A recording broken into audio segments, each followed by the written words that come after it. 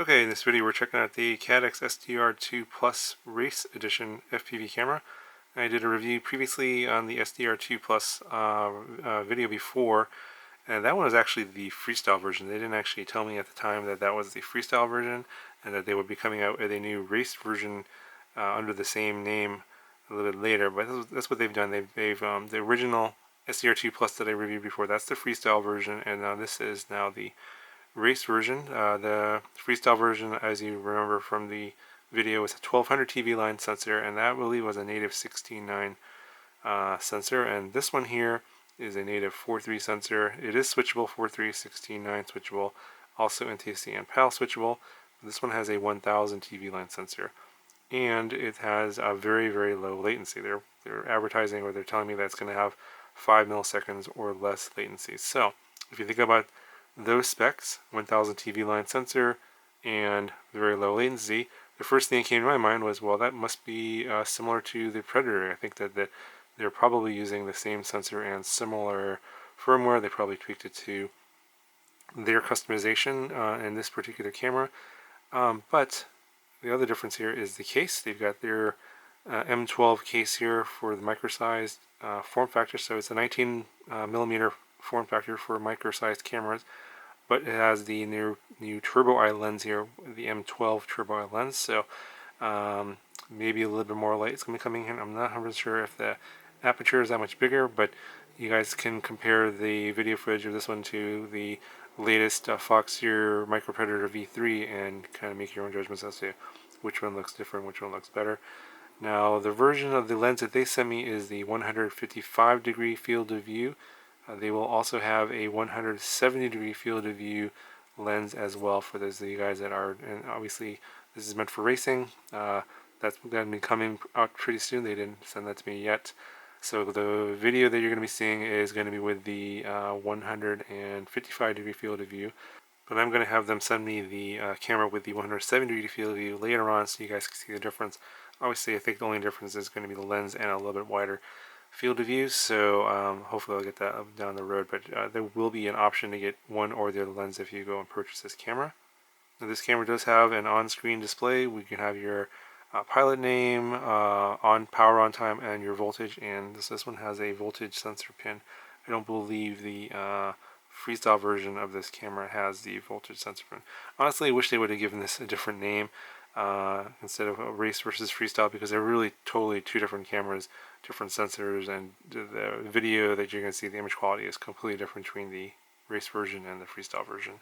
Okay, so before I show you the settings in the camera, I'll just go ahead and give you a weight measurement. It's 6.35 grams, and also just to let you know, it does come with all the normal typical accessories: your wiring loom, your controller cable, and the little mount here for mounting to your frame. Okay, so I got the camera powered on here, and you can see the on-screen display at the bottom there. I'm going to go ahead and just put the lens cap on here just so we can see things on the screen better with the menus and everything. So you got your power on time, pilot name, and your voltage. I think those things you can also change here. So if you long press the joystick up, I think that'll go into the FPV menu.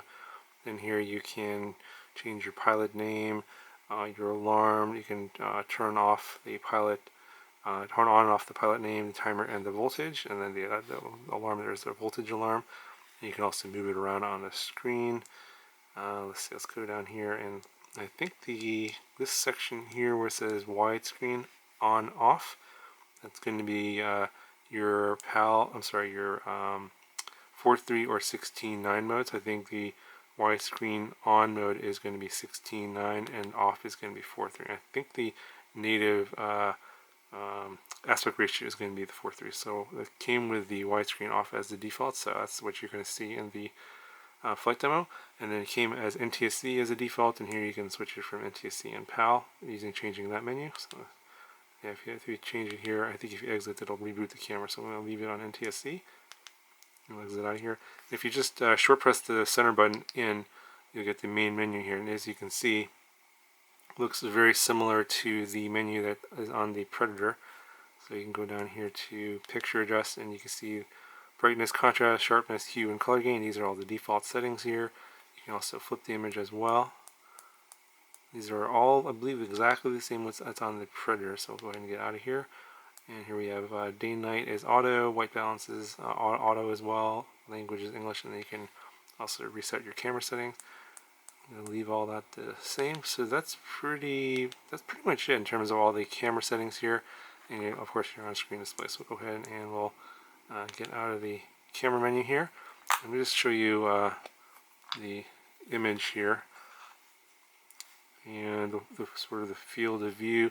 This is 155 degree field of view, so with what I'm normally used to with, like, say, 170 degree field of view, it's going to be a lot wider horizontally and also vertically. The vertical is pretty decent.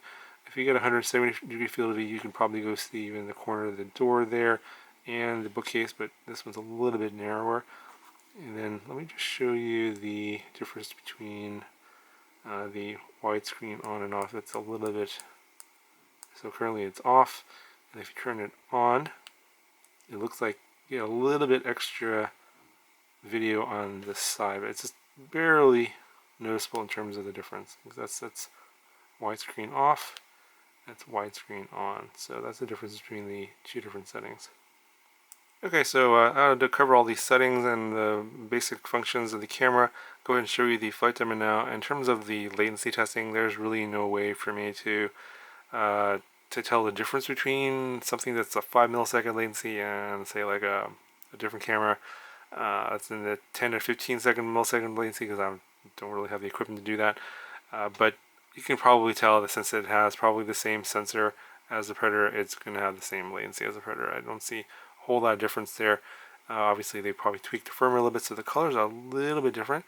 Whether or not this lets in more light and looks better, that's going to be for you to judge. You can watch the Predator V3 videos, and that's going to be in the FPV playlist. That you can go and find that playlist. I'll put the link to the playlist in the description, and also a card in the corner if you want to see those other videos and compare this image quality of this camera to all the other FPV cameras that I reviewed on my channel previously. It's the same park, same time of day, so you can bring up two browsers in your computer and run the videos side by side if you want to compare image quality between two different cameras that are in that playlist. Anyway, guys, go ahead and I'll show you the flight demo footage. If you have any questions, let me know, and I'll talk to you guys in the next video.